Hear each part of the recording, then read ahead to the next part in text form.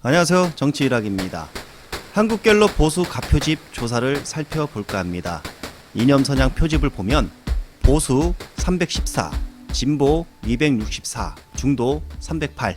자, 여기서 오늘 서울의 소리 빛에서 밝혀진 진보층 표집에도 20에서 30%가 구구층이 응답한 사실이 드러났는데요. 한마디로 보수 가표집 플러스 또 구구층이 진보층에도 유입이 되었다.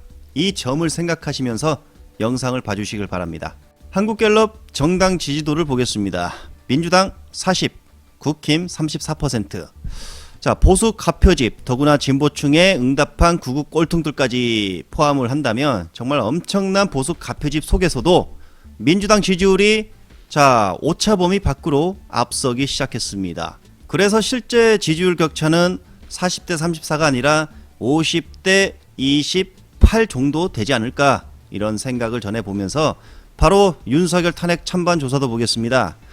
탄핵 찬성 60%, 반대 34%, 더블 스코어 차이가 났습니다. 더구나 중도층만 보면요, 탄핵 찬성 69%가 나왔습니다. 중도층에서도 정말 압도적입니다. 이게 민심이죠. 정권 교체, 정권 유지 조사도 보겠습니다. 현 정권 유지 37%, 정권 교체 53%, 격차가 18%포인트 격차가 났습니다. 더구나 앞서 말했지만 보수 가표집, 더구나 진보층에도 구구가 유입된 이 조사 결과에서 정말 압도적인 수치가 나왔다. 이 정도면 정권 교체 가능하다, 이런 말을 전하며. 개헌과장님 잠깐만 나와주세요. 하나만 묻고. 질의 의사진행 발언하시고. 하나만 묻고 의사진행 네네. 발언하겠습니다. 왜냐하면 아까 기본권에 관계되기 때문에. 네. 네. 개헌과장님 수사기관에 가서 조사를 받은 적 있죠? 네, 총 5차례 받았고 또 한 차례는 직접 전화로 또 받았습니다. 총 6번 받았습니다. 그렇죠. 네. 수사기관에 이미 조사를 받고 할 때는 당연히 변호사의 조력을 받고 하는 거죠. 입건이 되면 이제 사실 계약을 해서 전문적으로 하는 거. 그렇지 않습니까? 우리 법조인들? 안 돼도. 네, 그래서 실제 수사기관의 개헌과장은 당연히 수사기관이 수사를 받겠죠. 이번에 그 개헌과장을 그 당시 했기 때문에. 그러면 당연히 자신의 기본권, 방어권도 있고 기본권도 있어서 변호사의 조력을 받는 건 당연하고 그것은 국민의 기본권입니다. 그런데도 불구하고 강선영 의원은 그 변호사 조력을 받았다는 것을 문제시 삼고 있는 겁니다.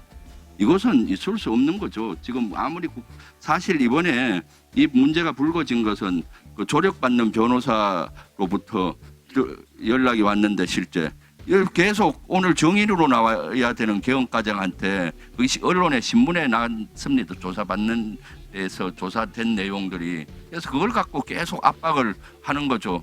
와서 일찍 만나자. 왜 일찍 만납니까? 그래서 안 된다니까 여러 가지 질문하면서 그 부당성, 거기에 포고문이나 포고령에 대통령 서명이 돼 있어야 되는데 안 된 거라고 주장하는 걸 문제 삼아서 계속 압박을 가했기 때문에 이건 너무 하는 거 아니냐.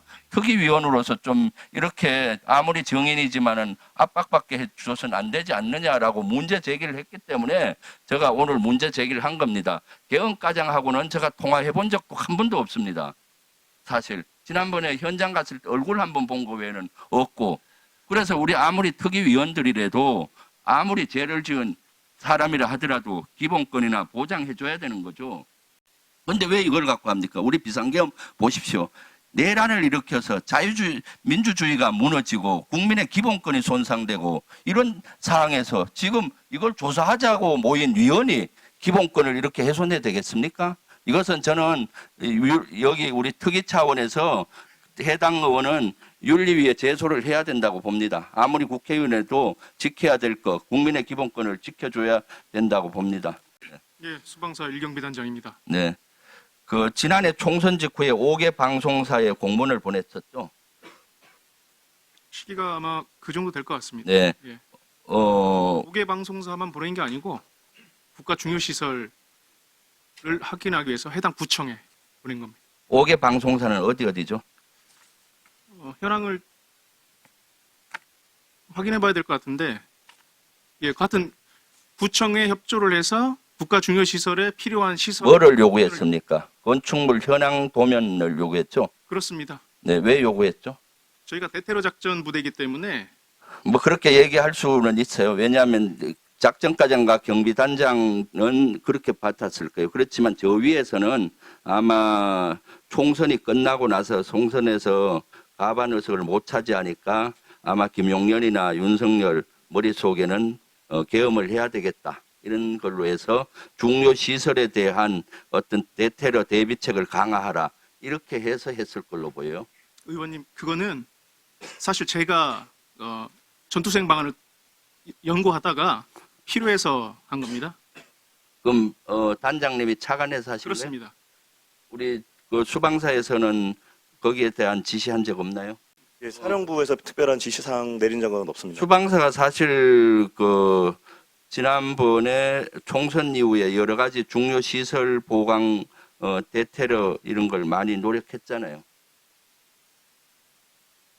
예. 어떤 걸 노력했죠? 근데 그 특별한 제가 그때 당시에는 제가 직책이 작전과장이 아니었기 때문에 정확한 그런 추진 사항들은 잘 모르고 있습니다. 알았어요. 두 분 들어가시고요. 김선호 권한대행님. 예. 거기 707 그 대야방에 사령부에서 국회 도착하자마자 16분 후에 비엘탄 개봉 승인 이 메시지가 떴어요. 비엘탄이라고 1분만 더 주세요. 비엘탄은 전시에 휴대하는 거긴 하지만은 번개태세 2급이기 때문에 사실 비엘탄을 개봉할 수 있어요. 개봉한다는 것은 개인의 휴대를 시킨다는 의미예요. 일반적으로 그렇지 않나요? 예, 뭐 통상 비엘탄을 개봉하면 뭐 네. 개인 휴대를 목표로 개봉을 그렇죠. 합니다. 그리고 포병들은 그 나무로 된 박스를 다 끌어내고 포상에 비치하잖아요. 예, 그렇게 합니다. 예, 그래서 요것은 좀 제가 봤을 때 707 대원 197명이 5.56mm 보통탄 다 합하면 한 비엘탄이 3,300여 발 될 걸로 보이는데 이것은 물론 사용 목적으로 비엘탄을 개방했다고 특전사는 생각 안 할 거예요. 그렇지만 저 위에서는 장관이 지시했든 누가 지시했는지 모르겠지만은 사용 목적으로 한 것이 아닌가 추정할 수가 있어요. 이와 관련된 단독이 나왔습니다. 단독. 국회에서 실탄 즉시 사용 준비 지시, 비엘탄 개봉 승인이 되었다고 합니다. 텔레그램 단톡방에서 비엘탄 개봉 승인 이 지시가 나왔다는 것이죠. 그것도 수사로 밝혀져야 될 문제라고 보입니다.